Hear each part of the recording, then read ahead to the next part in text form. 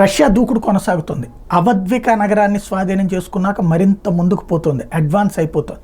ఓ పక్కన ఉక్రెయిన్కి అమెరికా ప్రకటించినటువంటి ఆర్థిక సాయం ఏదైతే ఉందో $60 బిలియన్, ఆ డబ్బులతో ఆ ఆయుధాలు కొనడానికి రెడీ అవుతుంది. భారీ ఎత్తున వివిధ దేశాలతో మాట్లాడుతుంది. అది అంటే 2.5 ఏళ్లుగా సాగుతున్న యుద్ధం మరొక 2 ఏళ్ళు నడిచినా ఆశ్చర్యపోనక్కలేదు, లేదా ఒక ఏడాది అయితే ఖచ్చితంగా ఉంటుంది. అంటే ఆ తర్వాత అన్ని ఆయుధాలు ఉన్నటువంటి సందర్భంలో దాన్ని ఆక్రమించుకోవడం కష్టం. అవన్నీ కొని అక్కడికి ప్రొక్యూర్ చేసుకుని వచ్చేలోపు అటాక్ సీరియస్గా చేయాలని భావించింది. అందుకే అడ్వాన్స్ అయిపోతున్నది రష్యన్ సైన్యం భారీ ఎత్తున.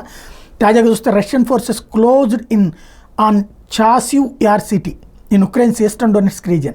Russian Defense Ministry said that its troops completely liberated the small frontline village of Bogodnivka, which lies less than 3 kilometers northeast of Chasiv Yar.